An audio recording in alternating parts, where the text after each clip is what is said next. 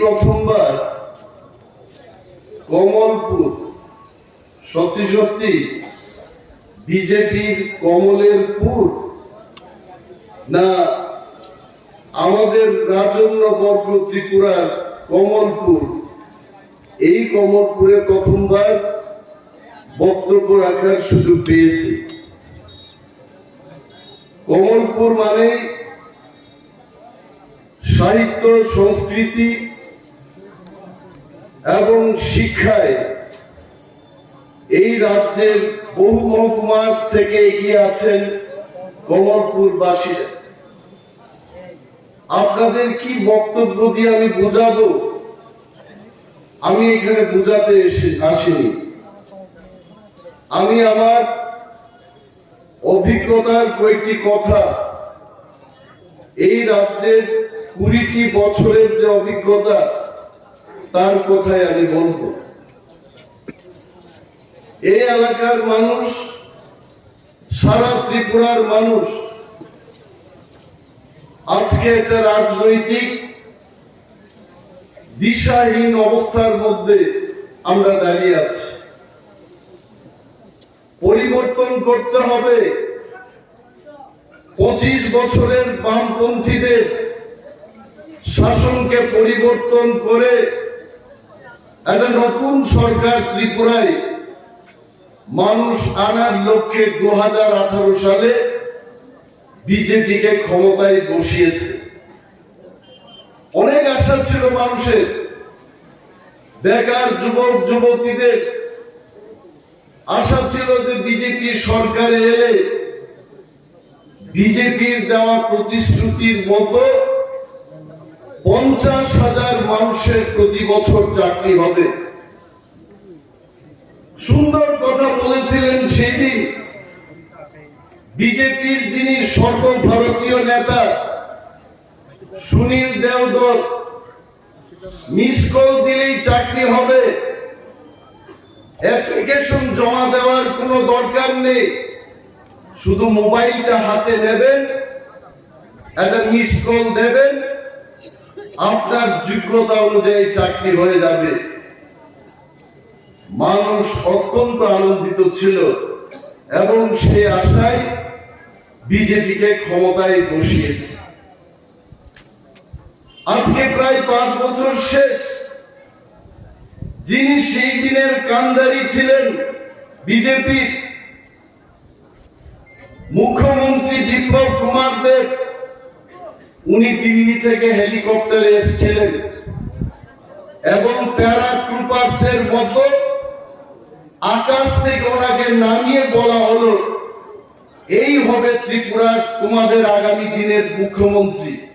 মানুষ বিপ্লব বাবুকে বুকে টেনে বলেছে, হাই বাবু, তুমি আমাদের এই বিপদ থেকে মুক্ত করবে, বেকারত্বের জ্বালা থেকে আমাদের মুক্তি করবে, আমাদের অন্যের সংস্থান করে দেবে। যে রাজ্যে গণতন্ত্র ধ্বংস হয়ে গেছে বলে গণতন্ত্রকে আনবে, তার কামধারী তুমি হবে। কিন্তু হলোটা কি? আজকে বিরোধী দল বক্তৃতা করতে পারছে না। যেখানে আমি বামপন্থীদের ভালো বলে বলছি না, কিন্তু 25 বছরের বামপন্থীদের আমলে বিরোধীরা বক্তব্য করতে পারত, পথসভা করতে পারত, রাস্তায় মিছিল করতে পারত। কিন্তু আজকে বিজেপির গণতন্ত্রের শাসনে বিরোধী দলকে মিছিল মিটিং করতে দেওয়া হচ্ছে না। 20 বছরের মুখ্যমন্ত্রীকে ইট পাটকেল দিয়ে ছুড়ে বলা হচ্ছে তুমি মিটিং করতে পারবে না। তাহলে আপনারাই বলুন, গণতন্ত্র নেই বলে আপনারা গণতন্ত্র আনার জন্য বিজেপিকে বসিয়েছেন। আজকে সেই বিজেপি বাইক বাহিনী লেলিয়ে আমাদের মিটিং করতে দিচ্ছে না। তাহলে 5 বছরেই যে তার এত অহংকার, এই অহংকারীকে যদি আমরা আরো 5 বছর বসিয়ে দেওয়ার ক্ষমতা দেই, এই অহংকারী দল আমাদের কাউকে ছাড়বে না, এই কথা মনে রাখবেন। সেখানে দাঁড়িয়ে কিপ্রামতার চেষ্টা করছে। আমরা 25 বছরের সিপিএম কে দেখেছি, 30 বছরের কংগ্রেস শাসনকে দেখেছি, 5 বছরের ত্রিপুরায় বিজেপির শাসনকে আমরা দেখেছি। আমরা দেখেই বলেছি এইবার মানুষের সত্যিকারের মুক্তির যে পথটা খুঁজে আনবে সেটা মহারাজ প্রদ্যুৎ কিশোর মাণিক্য দেব বর্মাই পারবে। এবং যারা আজকে বলছে যে তিপ্রা মত হচ্ছে তিপ্রাসাদের দল, এখানে বাঙালি, মণিপুরি, মুসলিম কোন জাতি গোষ্ঠীর জায়গা নেই, আমি আপনাদের আজকে সেই দিকে একটু আলোচনা করব। তিপ্রাদের বাঙালিদের সাথে কোনো প্রবলেম নেই, আজকেও নেই। ইতিহাস আপনারা পড়ুন, ইতিহাসের দিকে তাকিয়ে দেখুন, বাঙালিদের সাথে এই রাজ্যের তিপ্রাসাদের কোনো প্রবলেম ছিল না, আগামী দিনও থাকবে না। যারা বলছে যে তিপ্রা মতা ক্ষমতায় এলে যারা বাংলাদেশ থেকে এসছেন তারা ত্রিপুরায় থাকতে পারবে না, এটা কাদের কথা? এটা কি তিপ্রা মথার কথা? এটা কি মহারাজার কথা? এই কথা হচ্ছে যারা তিপ্রা মথার ভয়ে ত্রিপুরা রাজ্য থেকে আগামী 1.5 মাসের মধ্যে পালিয়ে যেতে হবে, তারাই এই কথা বলছে, এটা আমাদের কথা নয়। রাজন্য আমলে এই ত্রিপুরা রাজ্যে আমরা তিপ্রাসারের সংখ্যা গরিষ্ঠতাই ছিল, এটা আপনারা কেউ অস্বীকার করতে পারবেন? মহারাজা বীরচন্দ্রের কথাই বলুন, মহারাজা রাধা কিশোর মাণিক্যের কথাই বলুন, মহারাজা বীর বিক্রমের কথাই বলুন, এই পার্বত্য ত্রিপুরায় তিপ্রাসারের সংখ্যা গরিষ্ঠতা ছিল। এবং সেই কালে আমাদের এই ত্রিপুরা রাজ্যে রাজার শাসনকালে যারা বাঙালিরা ছিলেন আপনারা সংখ্যার লঘু ছিলেন। সেই কালে আপনাদের উপর আমরা আক্রমণ করিনি, আপনাদের নিজের ভাইয়ের মতো, বন্ধুর মতো করে আমরা একই সম্প্রদায়ের সম্প্রীতি রেখে আপনাদের সাথে আমরা চলেছি। আজকে এই ত্রিপুরায় ঐতিহাসিক কারণে ত্রিপুরা রাজ্যে তিপ্রাসারের সংখ্যা লঘু হয়ে গেছে। এখন আমরা কেন আক্রমণ করব? যারা দুর্দিনে আপনাদের সঙ্গ দিয়েছে, যখন নোয়াখালী দাঙ্গায় হিন্দু বাঙালিরা বিধ্বস্ত ছিলেন সেই পারে, আপনারা ভেবে দেখুন ত্রিপুরার মহারাজা সেখানে গিয়ে বলেছেন আসুন আমরা আপনারা ত্রিপুরা রাজ্যে আমার স্বাধীন ত্রিপুরায় আসুন, আপনারা শান্তিতে বসবাস করবেন। তিপ্রাসারের জায়গা করে দিয়েছে আপনাদের, অন্যের সংস্থান করে দিয়েছে। আরো একটি কথা বলছি, কংগ্রেস যখন শাসন করত ত্রিপুরায়, বাস্তুহারাদের জন্য আন্দোলন করত তিপ্রাসারা, কমিউনিস্ট পার্টি করতে ভয় পেত বাঙালিরা। সেকালে গাড়ি ঘোড়ার ব্যবস্থা ছিল না, তিপ্রাসারা পায়ে হেঁটে গিয়ে আগরতলায় মিছিল করে বাস্তুহারাদের ভূমি দিতে হবে, জায়গা করে দিতে হবে, ঘর দিতে হবে। সেই আন্দোলন কিন্তু বাঙালিরা করেনি, তিপ্রাসারাই করে আপনাদের এখানে জায়গার ব্যবস্থা করে দিয়েছে। এই কথা ভুলে যাবেন না। কেন তাহলে এই কথা বলছে? যারা আজকে বলছে যে আলাদা রাজ্য করে তিপ্রাসারা বাঙালিদের উপর অত্যাচার করবে, এমন কিছু হবে না। আসাম রাজ্য থেকে মিজোরাম তৈরি হয়েছে, আসাম রাজ্য থেকে মেঘালয় রাজ্য তৈরি হয়েছে। মেঘালয় এবং মিজোরাম রাজ্য হওয়ার পর আসামিজদের কি ক্ষতি হয়েছে বলুন? আসাম রাজ্য তৈরি হয়েছে, পশ্চিম বাংলার মানুষের কি ক্ষতি হয়েছে বলুন? ত্রিপুরা রাজ্যে যদি গ্রেটার ত্রিপুরাল্যান্ড গঠন করে তিপ্রাসারা তার নিজের মতো করে যদি বাঁচতে চায়, বাঙালিদের কি ক্ষতি হবে বলুন? ক্ষতির কিছু দেখি না। কিন্তু যারা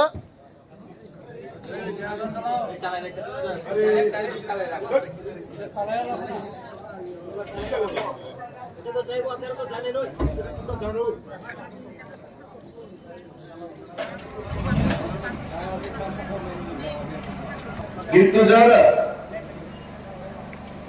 জানে যে ত্রিপুরা রাজ্যের মানুষ তাদের বিপক্ষে গেছে, ক্ষমতায় আর ফিরতে পারবে না, তারাই আজকে মানুষকে বোঝাতে চেষ্টা করছে যে এই ত্রিপুরায় গ্রেটার ত্রিপুরাল্যান্ড হলে বাঙালিদের বিরুদ্ধে যাবে। বাঙালিরা আমাদের বন্ধু ছিল, আজকেও বাঙালিরা আমাদের বন্ধু এবং ভবিষ্যতেও বাঙালিরা আমাদের বন্ধুই থাকবে। পাহাড়ি বাঙালি, ত্রিপুরা এবং বাঙালি একই বৃন্তের দুইটি কুসুম, এটাকে কেউ আলাদা করতে পারবে না। গ্রেটার ত্রিপুরাল্যান্ড হলেও আমরা একভাবেই থাকবো, একসঙ্গেই থাকবো। এটাকে তারা অপপ্রচার করে মানুষের মধ্যে ভয় ঢুকিয়ে বলতে চেষ্টা করছে এটা ত্রিপ্রাসাদের রাজ্য হবে, সেখানে বাঙালি, হিন্দুস্তানি, মুসলিম তাদের কোনো জায়গা থাকবে না। আসুন এই ত্রিপুরা রাজ্যে 70 বছর 75 বছরে আমাদের এডিসি দিয়েছে, এডিসি কে টাকা দেওয়া হচ্ছে না। আমরা চিৎকার করছি, দাবি তুলছি। এই এডিসি অটোনমাস ডিস্ট্রিক্ট কাউন্সিলে বসে আমরা দেখেছি যেখানে রাজ্যের বাজেট 26,800 কোটি টাকা, সেখানে 35% মানুষ যারা টিটি এডিসি এলাকায় বসবাস করছেন তাদের জন্য মাত্র 2% বাজেট দেওয়া হচ্ছে 619 কোটি টাকা। এই টাকা দিয়ে আমরা কি উন্নয়ন করব?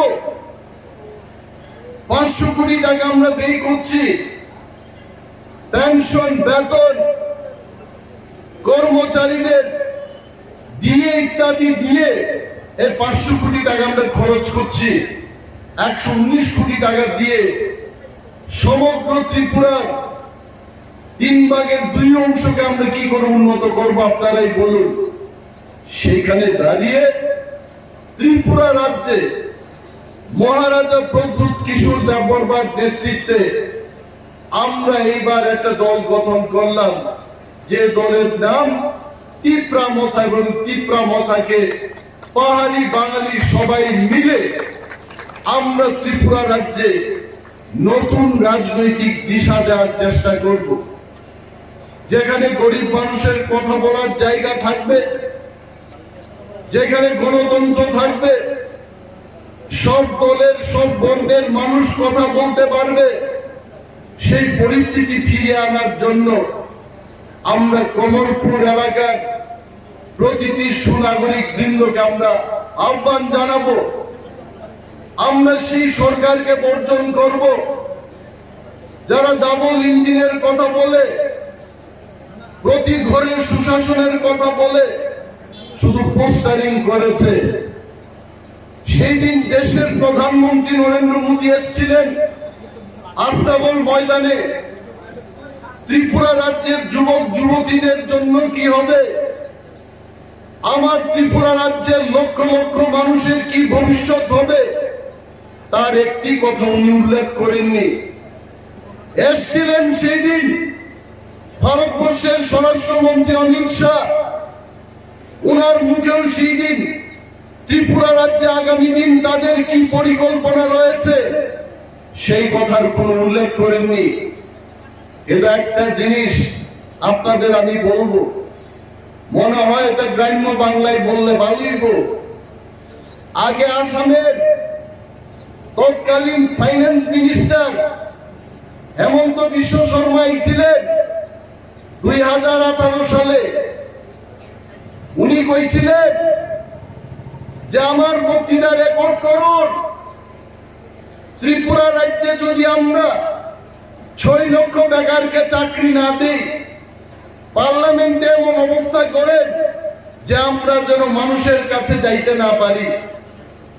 সেই দিন আসামের সেই অর্থমন্ত্রী, এখন মুখ্যমন্ত্রী আসামের, উনি রথের যাত্রায় আইছেন, বেকারদের একটা কথা নাই।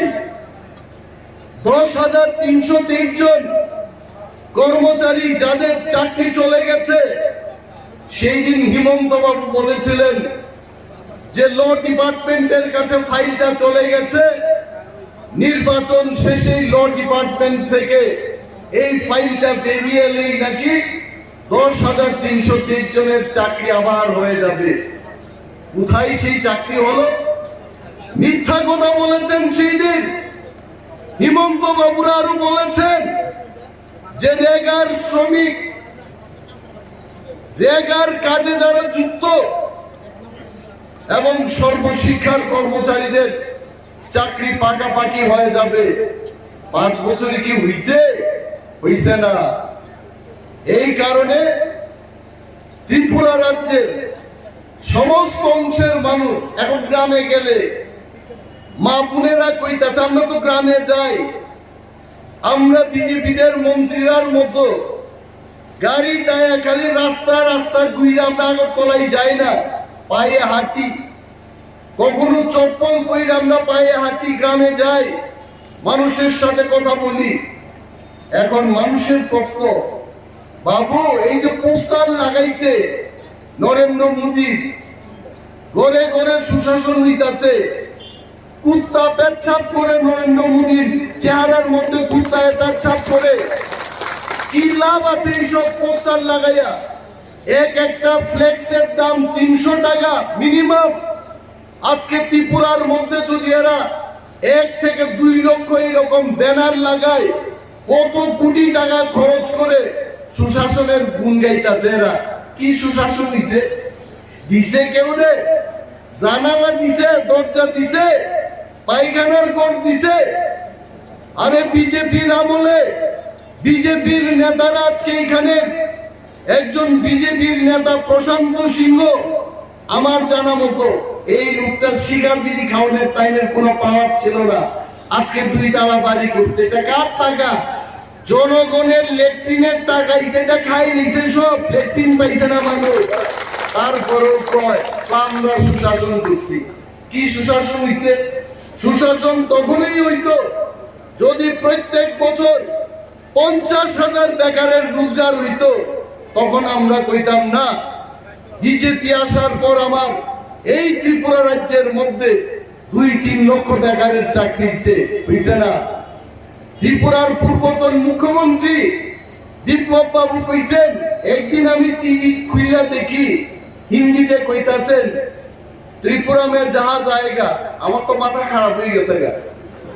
ত্রিপুরার নাই কোনো সমুদ্র, নাই কোনো বড় নদী, ত্রিপুরার এমন কোন নদী নাই যে নদী অনিমেষ দেববর্মা পাই দিতে পারতো না, এমন কোন বড় নদী নাই ত্রিপুরার মধ্যে।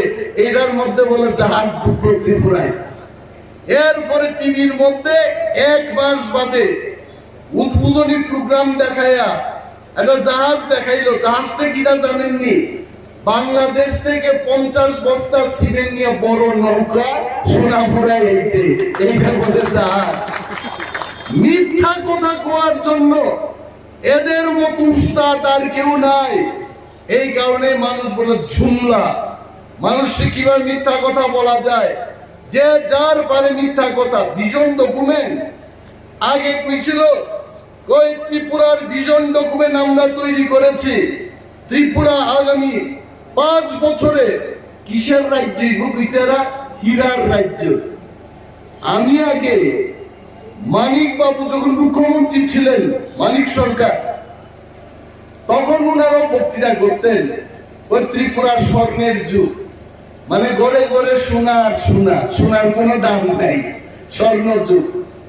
এরপরে এরা কইল বিজেপির আমলে বলে হীরার যুগ। আমি আসলে গরিব ঘরের ছেলে, সোনা রূপা কিনার আমার কোনো পয়সা নাই। একদিন আমি টানিস টাটা কোম্পানির মহিলাদের চুড়ি, তারপরে আংটি এইসব কেনার একটা দোকান আছে, এটার নাম তানিস।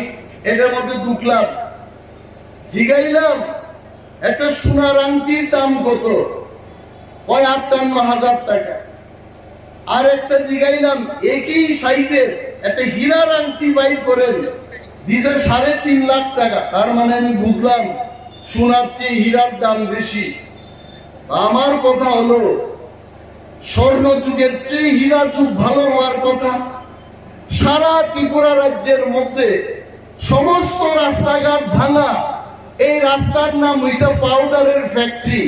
শুধু ধুলা আর ধুলা, কিচ্ছু নাই।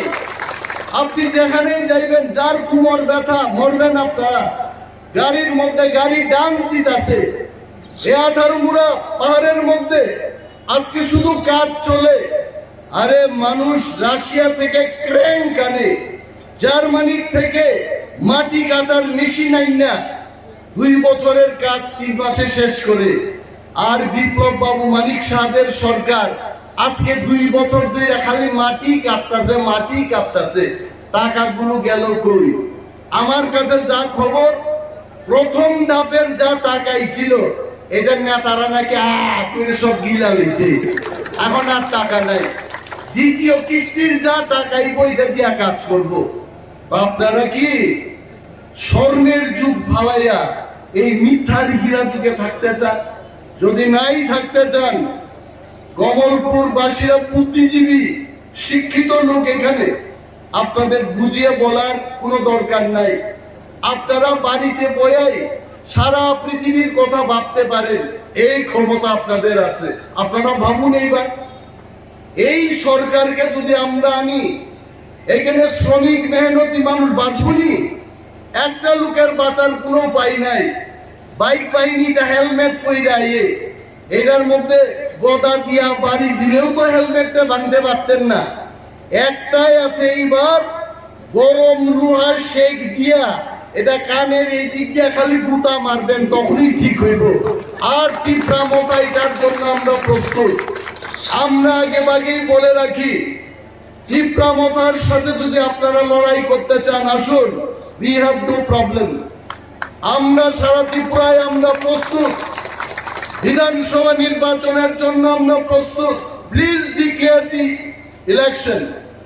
ভিলেজ কমিটির নির্বাচন করে না। কেন করে না? কারণ ভিলেজ কমিটির নির্বাচন করলে বিজেপি ভারতবর্ষের মধ্যে এই ত্রিপুরা রাজ্যে তীব্রামতার কাছে গুহারা হাঁটলো, এই ভয়ে এরা নির্বাচন করে না। আর পারলে কিন্তু করোনা ভাইরাস দুকায়া এইবারও বিধানসভা নির্বাচন পিছায়া দেয়, কিন্তু পারছে না। 15 দিন আগে, 1 মাস আগে আর একটা জিগির তুলছিল, কয় আবার অমিক্রন আইতেছে, সাংঘাতিক ডেঞ্জার। এটা বলে শরীরের মধ্যে ঢুকলে 48 ঘন্টার মধ্যেই বলে নাই, লোকটা শেষ। তো কই দেখি মানুষ বিনা মাস্ক পইরা খোলা বাজারে পান খাইতেছে, সিগারেট ফুটতেছে, কয়েকটা মানুষ মারা গেল না, পারলো না। আসলে কি জানেননি, এটা ওমিক্রন বা করোনা ভাইরাসের ভয় না, ভয় হইছে মহারাজ প্রদ্যুৎ কিশোরের ভয়। এই মহারাজ থাকতে এরার ক্ষমতায় এইতো না, বাবুরা বুঝা লইতে। আপনারা লক্ষ্য করবেন, আপনাদের এলাকার মন্ত্রী বাবুর বিরুদ্ধে আমি কথা বলবো না। মন্ত্রী বাবুর বিরুদ্ধে আমার একটাই কথা আছে, এই দুলাবালির রাস্তার মধ্যে আয়া তাইনের উপরে শ্বাসকষ্টের একটা প্রবলেম আছে। এই রাস্তার মধ্যে এত টাইনের শ্বাসকষ্ট আরো বাড়বো।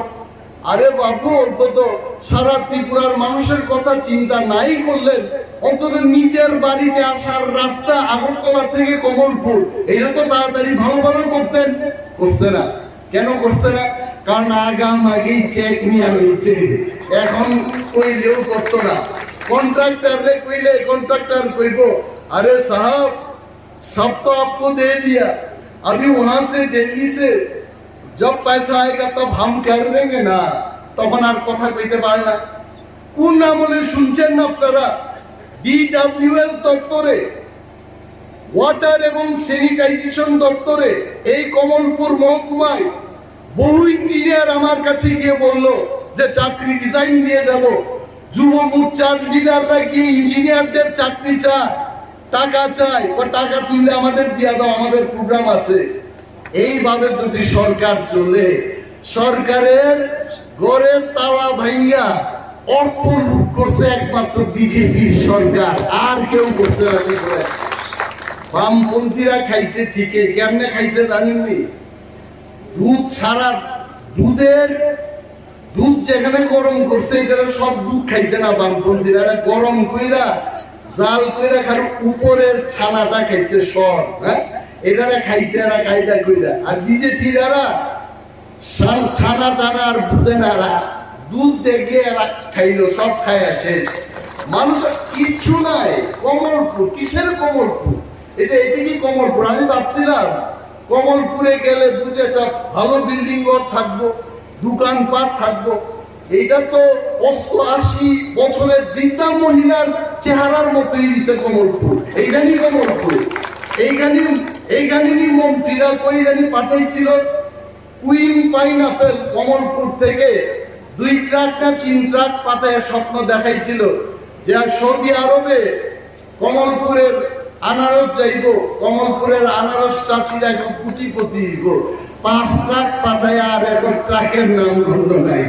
কি দেশে এইরকম জুমলা আমরা চাই না। আমাদের তীব্রামথার পরিষ্কার বক্তব্য, বেকারদের কর্মসংস্থান আমরা করব। ত্রিপুরা রাজ্যে সমস্ত অংশের মানুষের মধ্যে সম্প্রীতি আমরা রক্ষা করব। ত্রিপুরাদের অধিকার ত্রিপুরাদের হাতে তুলে দেব, বাঙালিদের অধিকার বাঙালিদের হাতে সুরক্ষিত থাকবে। কেউ খাওয়া ত্রিপুরারা খাওয়া দেওয়ার জন্য বাঙালির পকেট কাটতেই নাকি? কাটতেই তো না, দিল্লির সরকারি ব্যবস্থা করে দিব। মিজোরামের টাকা কি ত্রিপুরার মানুষের পকেট কাটতে মিজোরামে যায় না। এখানে যদি 2টা রাজ্য হয়, এটা কেন্দ্রীয় সরকারের টাকাই চলবে। এখানে আগরতলার মানুষের টাকা কাটটা কমলপুরের জন্য কিছুই তো না। যার যার বাজেট আছে, এটা বুঝতেই বা আমাদের এই কথা। তবে যাই বলুন, এইবার বিশেষজ্ঞদের মত, আমাদেরও মত, তীব্রামথার এই অভিমত যে আগামী বিধানসভা নির্বাচনে আমরা কমলপুর, পানিসাগর, মোহনপুর, কল্যাণপুর, প্রমোদনগর, মাতারবাড়ি ইত্যাদি জেনারেল সিট এবং এসসি সিটে আমরা লড়াই করব। এবং তীব্রামথা এককভাবে এই অঞ্চলের মানুষের সমর্থনে 34 থেকে 38টা সিট আমরা দখল করে ক্ষমতায় আমরা বসব। আর আপনারা প্রস্তুত থাকুন, এই যুদ্ধে আমরা জয়লাভ করে ত্রিপুরার মানুষের অধিকার তাদের হাতে আমরা তুলে দেব। আজকে আমাদের অনেকেই বলে কংগ্রেস আর সিপিএম এর একটা মঞ্চ হইতাছে। রাজনীতিতে মঞ্চ হইতেই পারে। এককালে তো সিপিএম এর গ্রাম প্রধান কংগ্রেসের ওই এলাকার কোন নেতারে কুপাইত রামদাও দিয়ে। সুধীর দাস প্রাক্তন মন্ত্রী মারা গেছেন, সুপুর দাস না সুধীর দাস, সুরমা বিধানসভা কেন্দ্রে। তাই না আমরা আগে, আমি এমএলএ থাকতে প্রয়াত রবীন্দ্র দেববর্মা প্রাক্তন মন্ত্রী কইত ওই রামদাও। আমি জিগাইলাম, কয় দাদা আপনি মাননীয় মন্ত্রীকে রামদাও বলছেন কেন? কারণ এটা বিরোধী দলের সুধীর দাস খালি রামদাও নিয়ে কুপাইত আগে। তো কংগ্রেস এবং সিপিএম এর তাদের যে পূর্বের ইতিহাস একজন আর একজনের দেখতে পারত না। কংগ্রেসের আমলেও সিপিএম এর এরারে আর্থিক গুড়া কইরাই ছিল। সিপিএম এর নেতারা ত্রিপুরা রাজ্য থেকে বাইকা, কেউ কলকাতা, কেউ বাংলাদেশ, কেউ শিলচর, এমনও কেউ বাইকে গেছে ত্রিপুরার থেকে পুনাতে গিয়ে আর আয় না। এই ইতিহাস আপনারা ভুলে যায় না। আমরা এমন কোন অ্যালায়েন্স করব না যে অ্যালায়েন্স এই ত্রিপুরা রাজ্যের ত্রিপ্রাসা এবং বাঙালিদের ক্ষতি হবে। এই ধরনের অ্যালায়েন্স আমরা করব না। আমরা সেই অ্যালায়েন্স করব যে অ্যালায়েন্সটা করে ত্রিপুরা রাজ্যে পার্মানেন্ট কনস্টিটিউশনাল সলিউশন আসবে, যেখানে ওয়াংসা এবং তিপ্রাসাদ চিরতরে যেন আমরা হাসি মুখে থাকতে পারি, এই ধরনের অ্যালায়েন্স আমরা করব। আরে ইলেকশন আইতে দীক্ষা একটা সুরে বাগাইতে গিয়া আর একটা সুরের লোকে আমার অ্যালায়েন্স করতেই গো, এইটা কিন্তু এটা ঠিক না। এটা হারামজাদারে আমরা বাগাইতে গিয়া আর একটা হারামজাদার সাহায্য নিতে দিব, এটা আমাদের লক্ষ্য না। আমরা চাই আমাদের দেশে সেই সরকার হবে কবে যে সরকার মানুষের সাথে কাজ করবে। সেই সরকার একমাত্র তীব্রামথায় আপনাদের উপহার দিতে পারে। কেন আমরা পিছিয়ে করলাম? শ্যামল সরকার এখানে বসে আছে, টকবগের যুবক, গ্রাজুয়েট একটা লোক, সুরমাই কাজ করছে। কেন? আমরা জানি ৭৫ বছরে সুরমা উপেক্ষিত, কিছু একটা হোক। কেন আজকে আমরা বিশ্বজিৎ বাবুদের বলছি আপনারা এগিয়ে চলুন, দিকে দিকে প্রচার করুন, তিপ্রাসা, ওয়াংসা, বুগিসা, থুরুকসা সব একত্রিত ভাবে আমাদের নামতে হবে। আরে মুসলমানদের কথা বলি, আপনাদের প্রিয় খাদ্য হচ্ছে গরু মাংস, এটা সারা বিশ্ববাসী জানে, এটা ত্রিপুরার মানুষ জানে নাকি? কইতে গু রক্ষক বাহিনী তৈরি করেছে গরু রক্ষা করতেই। কে আগে রক্ষা করছেন না? কংগ্রেস যখন দেশ চালাইছিল জওয়াহরলাল নেহরু, লাল বাহাদুর শাস্ত্রী, ইন্দিরা গান্ধী, তখন কেন আপনারা গু রক্ষক করছেন না? ক্ষমতাতে বয়ে এখন কইতে না গরুর মাংস খাওয়া যাবে না। কালকে তো এরা কইতে পারে উত্তর প্রদেশের বিজেপি নেতারা যারা বিয়ে শাদী করে না, যুগি টুগি নাম দেয়, এরা কইব আমরা তো নিরামিষ খাই, মাছও খাওয়া যাবে না। তখন কি অবস্থা হইব? শুকরের মাংস খাওয়া যাবে না এই কথা বলবে তারা, তখন আমাদের কি অবস্থা হবে? এইটা রাজনীতি না। ধর্মের উপর রাজনীতি হয় না। রাজনীতি সেখানেই করতে হবে যেখানে জনগণের স্বার্থে, জনগণের জন্য কিছু একটা পরিকল্পনা করা, কাজ করা, তার লক্ষ্যেই কিন্তু রাজনীতির উত্থান। এবং সেই রাজনীতি তীব্রামথা করবে এবং সেই সরকার তীব্রামথায় আনবে। আরো কিছু কইতাম নি, অনেক কইলাম। আমার বাসাতে ৩টার সময় আরো একটা প্রোগ্রাম আছে। সত্যিই আনন্দিত যে কমলপুরে এই প্রথমবার আপনাদের মাঝে বক্তৃতা করতে পেরেছি। এবং নিশ্চিত থাকুন, মানুষ ভয় পাবেন না। আপনারা নিজের ভোট নিজে দিন, যাকে খুশি তাকে দিন, একটা স্লোগান ছিল।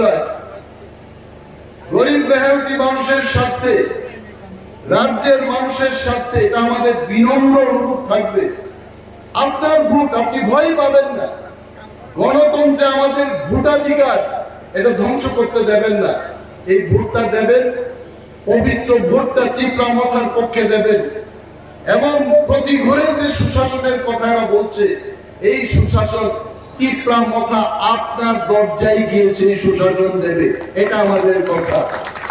এবং কোন মানুষ, কোন সম্প্রদায় সে যেন বঞ্চিত না হয়, তার অঙ্গীকার নিয়ে আমরা কাজ করছি, এটা আমাদের প্রতিশ্রুতি থাকবে। মহারাজ প্রদ্যুৎ কিশোর মানিক্য আমার বক্তব্যের আগে আমাকে ফোন করেছেন যে কমলপুর বাসীদের জন্য আমার অসংখ্য ভালোবাসা, এটা জানাবে। আমি যদিও শিলংয়ে আছি এখন, এবং নির্বাচনের সময় উনি এখানে আসবেন, ক্যাম্পেইন করতে আসবেন, এবং আপনাদের মাঝে উনি কথা বলবেন। এবং ওনার এই শুভেচ্ছা দিয়ে আমি আমার বক্তব্যকে দীর্ঘায়িত করছি না। এই কয়েকটি কথা বলে আমি আমার বক্তব্য শেষ করছি। তীব্রামথায় প্রথম, গোপাল রায় প্রথম। জয় হিন্দ।